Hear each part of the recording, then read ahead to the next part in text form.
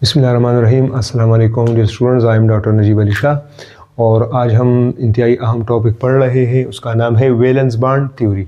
Student, whisper theory हमने discuss किया था कि विस्पर थ्योरी हमें क्या बताता है। It was successfully explain the molecular geometry and shape of molecule.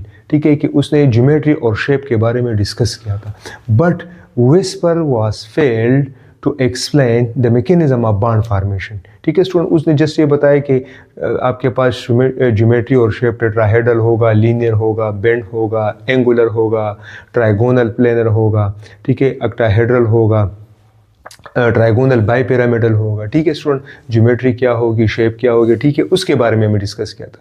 लेकिन अब हमारे पास सिंगल कोवेलेंट बॉन्ड कैसे बनता है, डबल कोवेलेंट बॉन्ड कैसे बनता है, ट्रिपल कोवेलेंट बॉन्ड कैसे बनता है, बॉन्ड एनर्जी क्या होता है, ठीक है, तो ये सारी चीज़ें विस्पर थ्योरी ने हमें डिस्कस नहीं किया था। तो वैलेंस बॉन्ड थ्योरी का जो मेन पर्पस था स्टूडेंट, तो इसका ये था कि इट बेटरली एक्सप्लेन, क्या हमें एक्सप्लेन कर रहा था, मैकेनिज्म ऑफ, सबसे पहले ये हमें डिस्कस कर रहा था मैकेनिज्म ऑफ बॉन्ड फॉर्मेशन, कि हमारे पास बॉन्ड फॉर्मेशन कैसी होती है। ठीक है स्टूडेंट, सिंगल कोवेलेंट बॉन्ड कैसे बनेगा, डबल कोवेलेंट बॉन्ड कैसे बनेगा, ट्रिपल कोवेलेंट बॉन्ड कैसे बनेगा, वो हम डिस्कस करेंगे। दूसरा, इसने हमें ये डिस्कस किया था स्टूडेंट, हमें बॉन्ड ऑर्डर के बारे में डिस्कस करता है, बॉन्ड ऑर्डर के बारे में हमें डिस्कस करता है। तीसरा, ये हमें किसके बारे में डिस्कस करता है स्टूडेंट, बॉन्ड एनर्जी के बारे में हमें डिस्कशन करता है। ठीक है। चौथा, ये हमें किसके बारे में बताता है स्टूडेंट, बॉन्ड लेंथ के बारे में हमें डिस्कस करता है। ठीक है स्टूडेंट। नेक्स्ट हमें ये किसके बारे में बताता है स्टूडेंट, स्टेबिलिटी के बारे में बताता है, स्टेबिलिटी ऑफ मॉलिक्यूल के बारे में बताता है, रिएक्टिविटी ऑफ मॉलिक्यूल के बारे में हमें बताता है, रिएक्टिविटी के बारे में हमें बताते हैं। ठीक है स्टूडेंट, लेकिन याद रखना है स्टूडेंट कि हमारे पास जो ये बॉन्ड ऑर्डर है, बॉन्ड एनर्जी है, अच्छा, ये हमें स्टेबिलिटी का आइडिया देता है, सिमिलरली रिएक्टिविटी का भी ये हमें आइडिया देता है। ठीक है स्टूडेंट, और ये हमारे पास जो बॉन्ड ऑर्डर है या बॉन्ड ऑर्डर है, ये हमें बेटरली एक्सप्लेन करता है एमओटी, मॉलिक्यूलर ऑर्बिटल थ्योरी, हमें ये डिस्कस करता है। ठीक है, तो ये हमें क्वालिटेटिवली डिस्कस करता है, क्वालिटेटिवली, ठीक है, और क्वांटिटेटिवली डिस्कस हमें नहीं करता। ठीक है, जिस तरह हम कहते हैं कि बॉन्ड ऑर्डर जो हमारे पास एमओटी में हम डिस्कस करते हैं कि बॉन्ड ऑर्डर हम कैसे मालूम करते हैं, तो उसमें हम कहते हैं कि number of electron in bonding molecular orbital minus the number of electron in anti bonding molecular orbital, ठीक है, डिवाइड बाय 2। तो वो हमें न्यूमेरिकली एक वैल्यू हमें नंबर देता था, 1 2 3 0.5 0, वो हमें ऐसे वैल्यू देता था। तो वो हमें प्रिसाइजली एक्यूरेटली एक्सप्लेन करता है एमओडी, बॉन्ड ऑर्डर के बारे में, बॉन्ड एनर्जी के बारे में, बॉन्ड लेंथ के बारे में, स्टेबिलिटी और रिएक्टिविटी के बारे में। लेकिन जो हमारे पास वैलेंस बॉन्ड थ्योरी है, ये हमें मैकेनिज्म ऑफ बॉन्ड फॉर्मेशन के बारे में बताता है, बॉन्ड ऑर्डर के बारे में बताता है, लेकिन वो क्वालिटेटिवली हमें एनालिसिस करता है, क्वालिटेटिव एनालिसिस करता है। ये बात जहन में याद रखना है कि ये चीज़ें हमें क्या करते हैं, ये क्वालिटेटिवली एक्सप्लेन करता है, क्वांटिटेटिवली एक्सप्लेन हमें नहीं करता। वो हमें कौन एक्सप्लेन करता है, एमओटी एक्सप्लेन करता है। ठीक है स्टूडेंट। अच्छा, अब स्टूडेंट बढ़ते हैं पास्टुलेट्स की तरफ कि इसके डिफरेंट टाइप्स ऑफ पास्टुलेट्स क्या है स्टूडेंट। तो सबसे पहले स्टूडेंट याद रखना है कि हमारे पास क्या करेगा पास्टुलेट नंबर 1 के only half filled atomic orbitals will overlap। ठीक है स्टूडेंट, कि सिर्फ हमारे पास half filled atomic orbital overlap करेंगे। ठीक है स्टूडेंट, याद रखना है कि full filled atomic orbitals as well as empty atomic orbitals will not take part in bonding। ठीक है स्टूडेंट, तो सबसे पहले इसने क्या कहा था कि सिर्फ हमारे पास only half filled atomic orbital overlap करेंगे, किसी बॉन्डिंग एटम का, ठीक है। Full atomic orbital as well as empty atomic orbital वो बॉन्डिंग में हिस्सा नहीं लेगा। कैसे? अब देखिए स्टूडेंट, याद रखना है हमारे पास 3 किस्म के एटॉमिक ऑर्बिटल हो सकते हैं। एक ये होता है स्टूडेंट कि हमारे पास इसमें बिल्कुल एक भी नहीं होता, तो इसको हम क्या कहते हैं? Empty atomic orbital. दूसरा हमारे पास होता है कि इसमें सिर्फ एक होता है, इसको हम कहते हैं हाफ फिल्ड एटॉमिक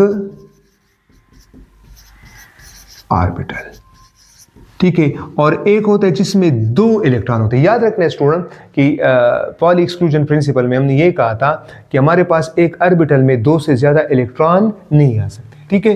तो ये हमारे पास क्या होगा? Full filled atomic orbital, full atomic orbital हो गया। तो ये भी हिस्सा नहीं लेगा बॉन्डिंग में और ये भी हिस्सा नहीं लेगा, सिर्फ ये हिस्सा लेगा, ठीक है। मिसाल के तौर पे हम एक एग्जांपल लेते हैं, मिसाल के तौर पे कार्बन का लेते हैं, या चलो ऑक्सीजन का लेते हैं, O2 का लेते हैं, ठीक है। तो हमारे पास ऑक्सीजन का एटॉमिक नंबर क्या है? एक ऑक्सीजन का 8 है, ठीक है। तो हमारे पास क्या आएगा? 1s2 2s2 2px 2py and 2pz। 2 और 2 कितने हो गए? 4 हो गए, 5 6 7 और यहाँ पे 8। तो अब इसमें स्टूडेंट याद रखना है कि ये भी बॉन्डिंग में हिस्सा नहीं लेगा, ये भी हिस्सा नहीं लेगा, ये भी हिस्सा नहीं लेगा, सिर्फ ये और ये हिस्सा लेगा। तो इसको हम क्या कहते हैं? Half filled atomic orbital. So only half field valency atomic orbital will take part in chemical bonding. Full filled atomic orbital student as well as empty atomic orbital bonding में हिस्सा नहीं लेंगे, ठीक है स्टूडेंट। अब हमारे पास जो तीसरा पास्टुलेट है वो क्या है स्टूडेंट? 3rd नंबर पास्टुलेट हमारे पास क्या है? हमारे पास, ठीक है, कि हमारे पास एक तो ये हो गया कि half fill atomic orbital bonding में हिस्सा लेगा। दूसरा ये क्या था कि full fill atomic orbital as well as empty atomic orbital bonding में हिस्सा नहीं लेगा। अब स्टूडेंट हमारे पास एक एटम कितने बॉन्ड बना सकते? 2 बॉन्डेड एटम कितने बॉन्ड बना सकते? सिंगल कोवेलेंट बॉन्ड कब बनेगा, डबल कोवेलेंट बॉन्ड कब बनेगा और ट्रिपल कोवेलेंट बॉन्ड कब बनेगा? तो स्टूडेंट याद रखना है कि number of covalent bond is equal to total number of half filled atomic orbitals। कि एक एटॉमिक ऑर्बिटल्स में बॉन्डेड एटम में कितने total number of half filled atomic orbital है। मिसाल के तौर पे देखें, यहाँ पे कितने हैं? ऑक्सीजन में 2 है, तो ये डबल कोवेलेंट बॉन्ड बना सकता है, ठीक है। सिमिलरली अगर हम हाइड्रोजन की बात करें तो हाइड्रोजन का एटॉमिक नंबर क्या है? 1s1, तो ये कितने बॉन्ड बनाएगा? सिंगल कोवेलेंट बॉन्ड ये बनेगा। तो here single covalent bond will be form. Similarly अगर हम ऑक्सीजन की बात करें तो हमारे पास ऑक्सीजन डबल कोवेलेंट बॉन्ड बनाता है। दैट्स व्हाई हमने स्टार्ट में कहा था कि we will explain mechanism of bond formation. तो अब देखो ऑक्सीजन क्यों 2 बॉन्ड बनाता है? क्योंकि इसके कितने अनपेयर्ड इलेक्ट्रॉन है या कितने हाफ फिल एटॉमिक ऑर्बिटल है? वो 2 है, 1 और 2, तो ये 2 बना सकते हैं। सिमिलरली स्टूडेंट अगर हम नाइट्रोजन की बात करें, नाइट्रोजन, तो नाइट्रोजन का एटॉमिक नंबर 7 है, तो 1s2 2s2 2px 1 2py1 और 2pz1 हमारे पास है। तो अब इसमें कितने हाफ फिल है स्टूडेंट? जरा देख ले। अब इसमें 1 2 3, तो जब 3 हाफ एटॉमिक ऑर्बिटल होंगे, हाफ फिल एटॉमिक ऑर्बिटल होंगे, तो हमारे पास 3 बनेगा, ठीक है स्टूडेंट। तो that's why the number of covalent bond formation is equal to the total number of half fill atomic orbital, ठीक है। अगर किसी एटम में स्टूडेंट याद रखना है कि only 1 half filled atomic orbital होगा तो वो सिर्फ एक सिंगल कोवेलेंट बॉन्ड बनेगा। अगर only 2 half filled atomic orbital होगा तो ये 2 बनाएगा। अगर ओनली आपके पास 3 हाफ फिल्ड एटॉमिक ऑर्बिटल होगा तो आपके पास कितने बॉन्ड बनेंगे? 3 बॉन्ड बनेंगे। तो ये तो तीसरा पास्टुलेट हो गया। चौथा स्टूडेंट याद रखना है कि हमारे पास क्या होगा कि atomic orbital half filled atomic orbital will overlap. Half fill atomic orbital क्या करेंगे स्टूडेंट? ओवरलैप करेंगे and will form MO molecular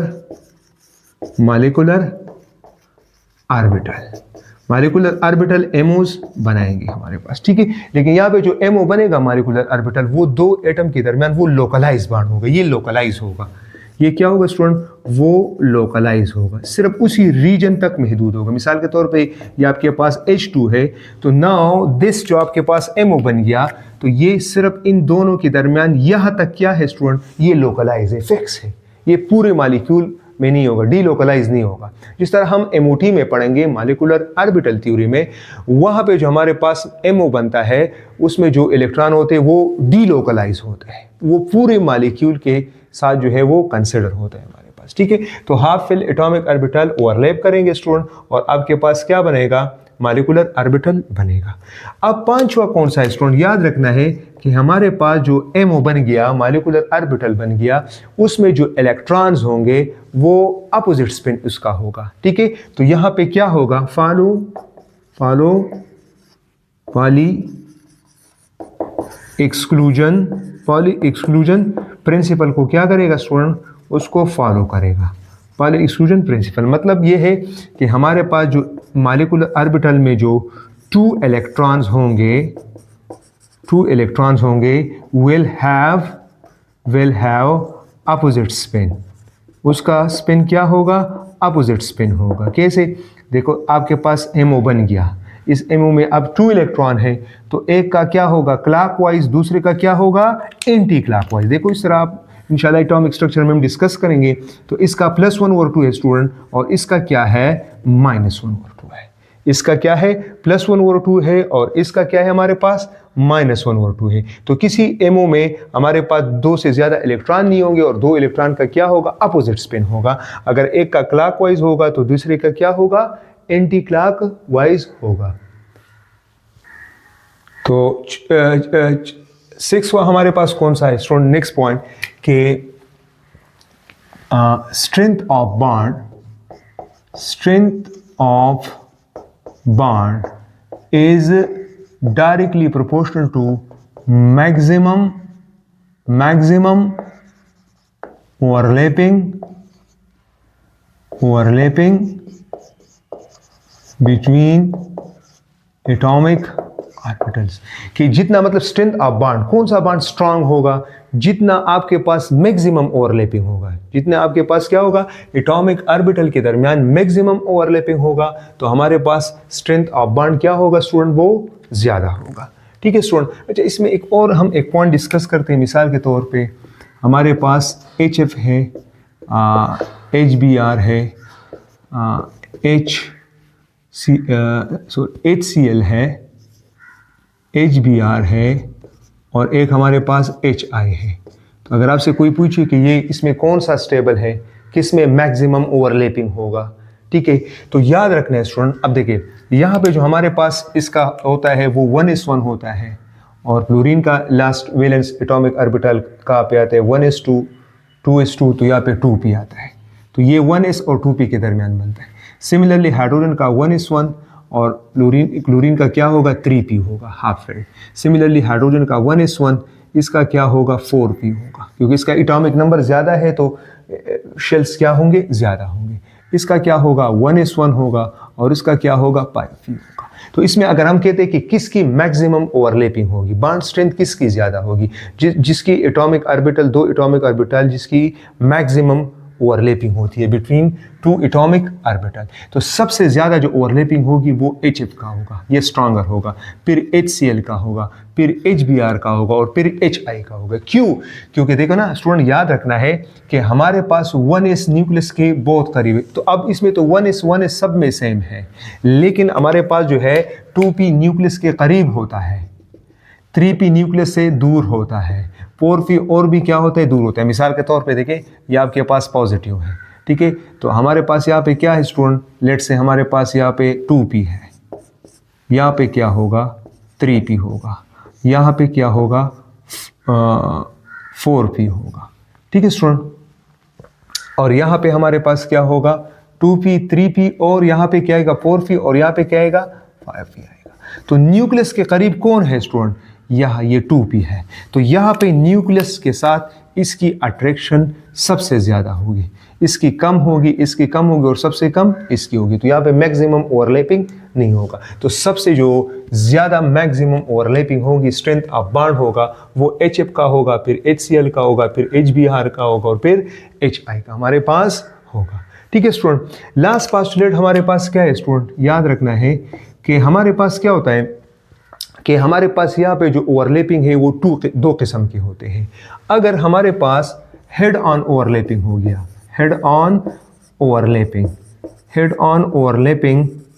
between atomic orbital, then sigma bond will form। Sigma bond हमारे पास सिग्मा बॉन्ड की formation होगी। दूसरा condition क्या हो सकता है, अगर when there is sidewise